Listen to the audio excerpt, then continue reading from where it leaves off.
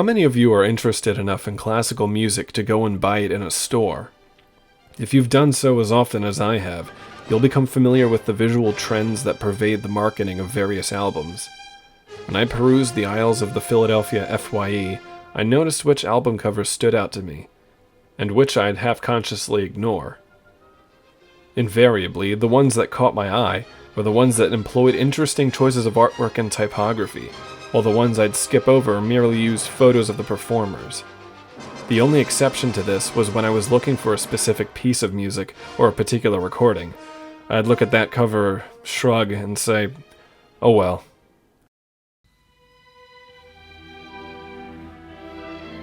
The album cover as we know it today began in the 1930s with Alex Steinweiss, the art director at Columbia Records. It seems unthinkable, but there was a time when music was bought in nothing but a paper sleeve. Today, artwork is entirely taken for granted. Sometimes I've bought an album based solely on the cover alone, and maybe a passing knowledge of the piece or composer. I wouldn't exactly do this with a genre like rock or pop. Those genres have a tremendous amount of quality album covers, even today, but in said genres you don't know what you're getting into unless you're familiar with the artist. With classical, I'm more comfortable with a blind buy since it's a safe bet that the music is exactly what it says it is on the sleeve. Friends and I bonded over our excitement for a particular cover and later would comment on what a good or odd choice it was for that specific piece. This was all because of artwork that was either an illustration or incorporated pre-existing artwork. It could even have been a very beautiful or impressive photograph. However, the key element was that the imagery was supporting the music itself, or the idea conveyed by the music. A film may have several interpretations or themes going on, but the poster art usually can home in on several things to summarize it. With music, the choice of image is extremely wide as the sounds can elicit vastly different feelings among different people. That's why for all the thousands of recordings of Beethoven's Ninth, there are almost as many ways people choose to represent that music.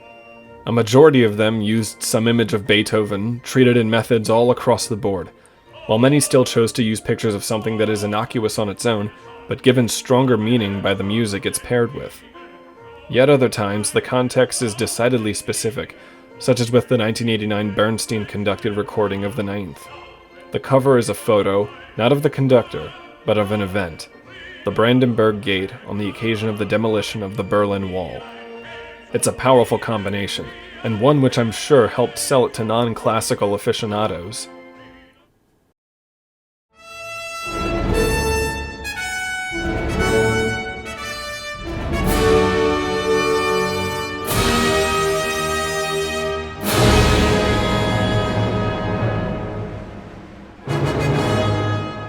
Over the years, I've realized the power of imagery in music. Even just one image and one piece of music. There is a special alchemy that takes place where one transforms the other in the mind of the listener or viewer. Often, we don't remember things unless we see something in connection to what we're hearing, and vice versa. Beyond that, classical music's abstractness can be alienating to most people these days who did not grow up with it in their lives on a regular basis, as so many generations before did.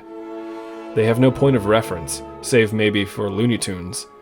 The beauty and scope of classical music is such that it can provide valuable enrichment to anyone, no matter their background and social status.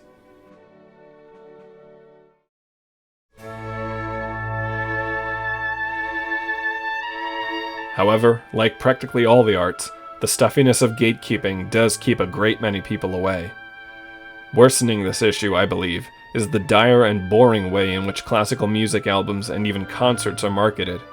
Right now, it's almost entirely photos of the conductor in the orchestra, or a soloist, and most often those covers are pretty bland in appearance and seem more about the performers than the actual music. Now and then they even try to sex up the performers, which comes off as pathetic and misguided to say the least.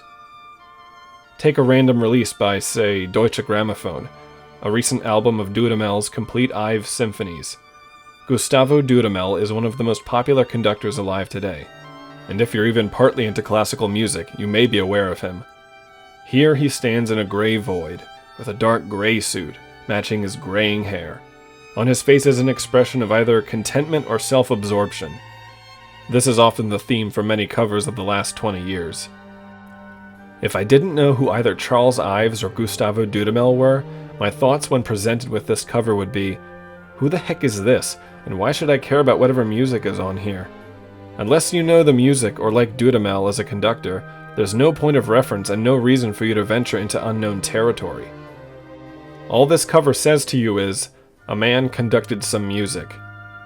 Now, this may be a contractual obligation to show the performer, yet there are countless examples of covers finding ways of doing this while also representing the music. But the main irony is that when you see this image, it represents a specific person, but not the music. In contrast, take this cover for an older recording of Ives' Second Symphony, also released by Deutsche Grammophon. It is a painting of Charles Ives in front of some houses from small-town America. Already, if I were seeing this for the first time and didn't know what kind of music Ives wrote, my thoughts would be trying to rationalize the decisions made. So it's symphonic music, but this looks like rural old-time Americana. That's interesting. And perhaps you too would think the same thing and give it a spin on those grounds. Or take this cover for the famous recording of Stravinsky's The Rite of Spring, conducted by Leonard Bernstein and performed by the New York Philharmonic. It is arcane, pagan, and ancient. The figures against the black appear as descendants of cave paintings. It prepares you for the strange and savage music you're about to hear. The same problem is prevalent with concerts. When I see ads for the Philadelphia Orchestra, I always think, well, that's pretty neat, they're playing so-and-so. But I'm also always struck by the blandness of the imagery. More photos of the conductor and the orchestra. Again, if someone on the fence about classical music were to be presented with it, I think it would truly cause indifference, or worse, resentment towards the arid representation of music they don't know. I'll be honest, it's the impression that I get, if I'm being subjective about it.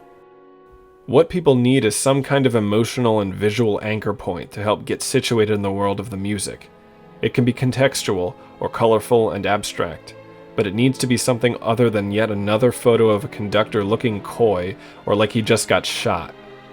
Now, I don't mean all album covers have to be crazy artistic. The trend of using photos of the conductors is not new. There are some box sets which depend on the recognition of one artist, and depend on people knowing who they are. Someone not well versed in classical music isn't going to rush to order the Carl Richter box set. It's in the individual albums or concerts and how they're advertised and how the music is represented in the artwork that makes the real difference. Heck, there's more variety on YouTube with people uploading videos of classical music and making particularly astute pairings. Yes, classical covers used to have more artistic variety. Now they've gone the way of the mainstream movie poster and how uninspired they look, a result of heavy commercial constraints. If they are under great financial pressures, now is the time to take some risks again. The few exceptions have become just that, exceptions. Many genres of popular music exhibit a far wider range of unbridled imagery, unfortunately making classical music seem boring by comparison. Imagine if this were the cover for a Mahler symphony. Understand how powerful the combination of music and image can be? To me, these covers are the equivalent of modern architecture, utilitarian without embellishment. But the beauty of the music within belies this, and pushes to break from that, as do the lives of the people within said buildings. Whether you like it or not, without that visual through line in the classical world, the gap between the initiated and those on the fence will get wider and deeper. This is tragic, because everyone can benefit from classical music, whether they are joyful or sad, young or old.